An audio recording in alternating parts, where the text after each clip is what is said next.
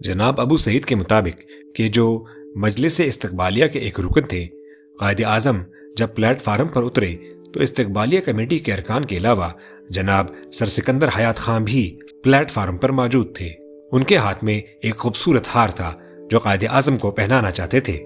قائد اعظم کی نظر جب ہار پر پڑی تو انہوں نے ہار پہننے سے انکار کر دیا اور خاموشی سے جناب شاہ نواز ممدوٹ کے ساتھ اپنی قیامگاہ کو چلے گئے۔ وہاں انہوں نے کچھ دیر آرام کیا، پھر ہسپتال جا کر زخمی خاکساروں کی خیریت دریافت کی اور ان کی دلجوئی کی۔ آپ کے اس عمل سے حالات پر بہت اچھا اثر پڑا۔ اسٹیشن پر ہجوم اس قدر تھا کہ اخباری نمائندے جناح صاحب تک پہنچ ہی نہ سکے۔ چنانچہ جب قائد اعظم ممدوٹ والا پہنچے تو اخباری نمائندے وہاں موجود تھے۔ ان سے گفتگو کرتے ہوئے قائد نے فرمایا، مسلم لیگ کا یہ سیشن اسلامی ہند کی تاریخ میں ایک نئے باب کا اضافہ کرے گا۔ ہم اس وقت متعدد اہم معاملات سے دوچار ہیں اور مجھے یقین ہے کہ ہم سب کے اشتراک اور تعاون سے ان تمام متعدد مسائل کو حل کرنے میں کامیاب ہوں گے۔ ہمیں لازماً پرامن، منظم اور قانون کا پابند رہنا چاہیے۔ مجھے پریس پر پورا اعتماد ہے کہ وہ مسلم لیگ کے موجودہ اجلاس کو کامیاب بنانے میں میرا ہاتھ بٹائے گا۔ 19 مارچ کے سانحے کے متعلق سن کر جس کی وجہ سے کئی جانیں ضائع ہوئیں اور متعدد اشخاص زخمی ہوئے، بہت دکھ ہوا ہے، لیکن ہمیں اس وجہ سے ہراساں نہیں ہونا چاہیے بلکہ تمام حالات پر ٹھنڈے دل سے غور کرنا چاہیے اور مجھے امید ہے کہ ہم صحیح حل دریافت کر لیں گے۔ 21 مارچ کی سپہر کو قائد اعظم کو پنڈال سے باہر پرچم کشائی کی رسم ادا کرنی تھی، چنانچہ دوپہر ہی سے لوگوں کا بڑا ہجوم وہاں جمع ہونا شروع ہو گیا۔ سب سے بڑا پنڈال وہ تھا جس میں سالانہ اجلاس ہونے والا تھا۔ اس پنڈال کے بڑے دروازے کا نام باب جناح رکھا گیا تھا اور بڑے دروازے کے دونوں طرف اونچے مینار بنائے گئے تھے، جس سے اس دروازے کی خوبصورتی اور پنڈال کی شان دوبالا ہو جاتی تھی۔ سٹیج بڑا وسیع تھا جس پر 500 سے زائد افراد کے بیٹھنے کا انتظام تھا۔ دائیں طرف کرسیوں کا خاص بلاک تھا، بائیں طرف کرسیاں تھیں اور ان کے پیچھے گیلری تھی۔ اس پنڈال میں 75,000 سے زیادہ لوگوں کے بیٹھنے کا انتظام تھا۔ سٹیج کے لیے 100 روپیہ ٹکٹ تھا اور خاص نشستوں کے لیے 8 آنے کا ٹکٹ تھا۔ خواتین کے لیے الگ پردے میں بیٹھنے کا انتظام تھا۔ اس بڑے پنڈال کے علاوہ سبجیکٹس کمیٹی کے اجلاس کے لیے الگ پنڈال تھا جو چاروں طرف سے بند تھا۔ ایک پنڈال چائے کے لیے تھا، یہاں حاضرین کے لیے کھانے پینے کا انتظام تھا۔ ایک درمیانے پنڈال میں آل انڈیا مسلم لیگ کا دفتر کھول دیا گیا اور ایک دوسرے پنڈال میں مجلس استقبالیہ کا دفتر تھا۔ اس کے علاوہ رضاکاروں کے خیمے لگے ہوئے تھے۔ ہندوستان کے مختلف حصوں سے رضاکاروں کے جیش آئے تھے۔ سب سے بڑا جیش تو صوبہ سرحد سے آیا تھا۔ ان کے علاوہ سی پی بنگال، بہار، آسام، بمبئی، یو پی اور دہلی سے بھی کافی تعداد میں رضاکار آئے تھے۔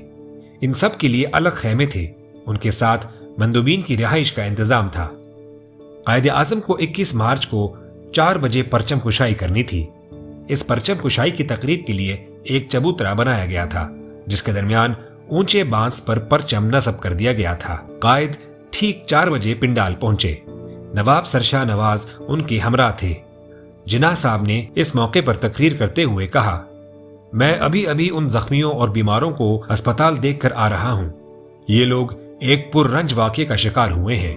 یہ واقعہ حقیقتاً بہت ہی پررنج ہے، جس کے نتیجے میں بہت سی جانیں ضائع ہوئیں، بہت سے لوگ زخمی ہوئے۔ ہم میں سے ہر ایک کو ان زخمیوں کے ان لواحقین سے پوری ہمدردی ہے اور ہم ان کے غم میں برابر کے شریک ہیں۔ آج دوست اور دشمن اس بات پر متفق ہیں کہ مسلمانان ہند کی ایک ہی نمائندہ جماعت ہے اور وہ آل انڈیا مسلم لیگ ہے، جس کی پرچم کشائی کی رسم آج ادا کی جا رہی ہے۔ ہمیں آج اس مبارک موقع پر عہد کرنا چاہیے کہ ہم اس پرچم کو سربلند رکھنے کے لیے ہر قسم کی قربانیاں دیں گے اور اس کو کسی صورت سرنگوں نہیں ہونے دیں گے۔ ادھر پرچم کشائی کی رسم ادا کی جا رہی تھی اور ادھر شہر میں پھر خاکساروں اور پولیس میں مقابلہ ہو رہا تھا۔ کرنال کے 8 خاکساروں نے انارکلی بازار میں پریڈ شروع کی۔ جیسے ہی 8 خاکساروں کا جیش بازار میں نمودار ہوا، انارکلی میں دہشت پھیل گئی اور دکانیں بند ہونے لگیں۔ پولیس بھی موقع پر پہنچ گئی اور انہوں نے جیش کے سالار کو منتشر ہونے کے لیے کہا، لیکن انہوں نے انکار کر دیا۔ اس پر آنسو گیس چھوڑ دی گئی اور ان کو گرفتار کر لیا گیا۔ پرچم کشائی کے بعد پورے بر صغیر سے آئے ہوئے مسلم لیگ نیشنل گارڈز نے قائد اعظم کو سلامی دی۔ اس کارروائی کے بعد نیشنل گارڈز نے اپنے انتظامی فرائض سنبھال لیے۔ 22 مارچ سن 1940 کو جلسہ گاہ میں فرزندان توحید کا بے پناہ ہجوم تھا۔ 10 کروڑ مسلمانوں کے دلوں کی دھڑکن، بے تاج بادشاہ، قوم کا سپہ سالار 3:50 پر پنڈال میں داخل ہوا۔ جلسہ گاہ میں طوفان آ گیا، مگر حاضرین نے نظم و ضبط کا مظاہرہ کیا۔ نیشنل گارڈز کے چاق و چوبند دستے نے آپ کو سلامی دی۔ فضا نعرہ تکبیر، اللہ اکبر، قائد اعظم زندہ باد، مسلم لیگ زندہ باد کے فلک شگاف نعروں سے گونج اٹھی۔ استقبالیہ کمیٹی کے چیئرمین شاہ نواز ممدود نے قائد اعظم کا استقبال کیا اور ان کے گلے میں پھولوں کے ہار ڈالے۔ قائد اعظم سٹیج پر جانے کے لیے جس راستے سے گزرے، لوگوں نے ان پر پھولوں کی بارش کر دی۔ قائد اعظم کی نشست کے دائیں اور بائیں عقب میں پورے ملک سے آئے ہوئے مسلم لیگی قائدین تشریف فرما تھے۔ تلاوت قرآن کریم کے بعد کئی نظمیں پڑھی گئیں۔ ان میں جناب انور غازی آبادی نے میاں بشیر احمد کی مندرجہ ذیل مشہور نظم اپنے مسحور کن ترنم میں پڑھی۔ بعد ازاں صدر استقبالیہ کمیٹی نواب شاہ ممدود نے قائد اعظم کی خدمت میں سپاس نامہ پیش کیا۔ انہوں نے کہا، مسلم لیگ نے مسلمانوں اور ہندوستان میں بسنے والی دوسری اقلیتوں کے مفادات اور قومی خود مختاری کے لیے جو کام شروع کر رکھا ہے، وہ ہندوستانی مسلمانوں کی تاریخ میں ایک سنہرے باب کی حیثیت اختیار کر لے گا۔ مسلم لیگ آج کل جن خطوط پر کام کر رہی ہے، اس سے نہ صرف مسلمانوں کی قومی زندگی، ان کی آزادی کی جدوجہد کو فائدہ پہنچے گا، بلکہ وہ دوسری اقلیتوں کے لیے بھی مفید ثابت ہوگا۔ انہیں مسرت ہے کہ مسلمان اپنی اس نمائندہ تنظیم کے پوری طرح ساتھ ہیں اور وہ مسلم لیگ کے پرچم تلے روز بروز مضبوط ہو رہے ہیں۔ انہوں نے کہا کہ مسلمان آزاد ہندوستان میں آزاد ہونا چاہتے ہیں اور برطانیہ یا کانگریس ان کو اس راستے سے منحرف نہیں کر سکتے۔ مسلم لیگ ہندوستان کی آزادی چاہتی ہے، مگر یہ فریب بھی نہیں کھا سکتی کہ آزادی حاصل کرتے ہی وہ اکثریت کے غلام بن جائے۔ مسلمان ہر اس اسکیم یا منصوبے کی مخالفت کریں گے جو مسلم حقوق کے منافی ہوگا۔ انہوں نے سن 1935 کے ایکٹ پر اظہار خیال کرتے ہوئے کہا، مسلمانوں کو مغربی طرز حکومت موافق نہیں، اور گزشتہ 2.5 سال کے اس تلخ تجربے کے بعد جو کانگریس کے اکثریتی صوبوں میں مسلمانوں کو ہوا ہے، ہندوستان کے مسلمان ہرگز یہ برداشت نہیں کریں گے کہ وہ اکثریت کے رحم و کرم پر اپنی زندگی گزار دیں۔ اس اکثریت کا مذہب، تہذیب و تمدن اور رسم و رواج مسلمانوں سے بالکل مختلف ہیں۔ یورپی اقوام جن کا مذہب ایک ہے، زبان ایک ہے، تہذیب و تمدن اور تاریخ ایک ہے، وہ ایک قوم کی بالادستی قبول کرنے کو تیار نہیں ہیں، تو پھر یہ کس طرح ممکن ہے کہ ہم اس اکثریت کی بالادستی قبول کر لیں؟ ان کا اشارہ جرمن قوم کی طرف تھا۔ گزشتہ ربع صدی میں 20 بار ایسے مواقع آئے کہ فرقہ وارانہ مسائل کا حل نکل سکتا تھا اور دونوں قوموں کے درمیان کوئی نہ کوئی سمجھوتا ہو جاتا، مگر ہر بار کانگریس آڑے آئی۔ وہ مسلمانوں کی جداگانہ حیثیت کو تسلیم کرنے کو تیار نہ تھی، اور اس کا مقصد ہی یہی تھا کہ مسلمان اپنا علیحدہ تشخص اور آزادی برقرار نہ رکھ سکیں۔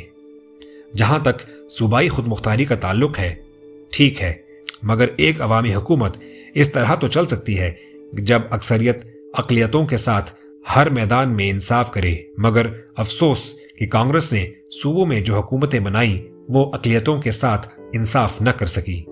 دوسری طرف پنجاب اور بنگال کی مسلم حکومتوں نے اپنی اقلیتوں کو مطمئن رکھنے کے لیے تمام اقدامات کیے۔ حکومت پنجاب نے گزشتہ 3 سالوں میں جنوب مشرقی پنجاب کے غیر مسلم اکثریتی علاقوں میں قحط زدگان کے لیے 2.75 کروڑ روپے خرچ کیے۔ اس علاقے کی اکثریت ہندو جاٹوں پر مشتمل ہے۔ مجھے تسلیم ہے کہ کچھ مسلمان رہنما اپنی قوم کا ساتھ چھوڑ کر کانگریس میں شامل ہو گئے ہیں، جو ہندوستان کی آزادی نہیں بلکہ ہندو قوم کی آزادی کے لیے جنگ لڑ رہی ہے۔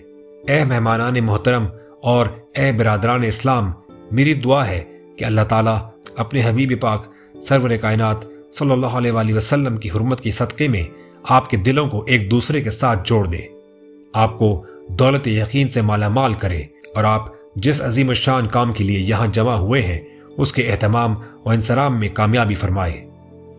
آخر میں ایک دفعہ آپ حضرات کی تکلیف فرمائی اور تشریف آوری کے لیے دلی شکریہ ادا کرتا ہوں، اور میں اپنے فرض میں کوتاہی کا مجرم ہوں کہ اگر مجلس استقبالیہ کے محنتی، مخلص اور سرگرم کارکنوں کی خدمت میں دلی ہدیہ تشکر پیش نہ کروں، جنہوں نے اس اجلاس کے انعقاد کی کوششوں میں شبانہ روز میرا ہاتھ بٹایا اور جن کے تعاون کے بغیر میں اپنے کمزور کندھوں پر اتنا بار گراں ہرگز نہیں اٹھا سکتا تھا۔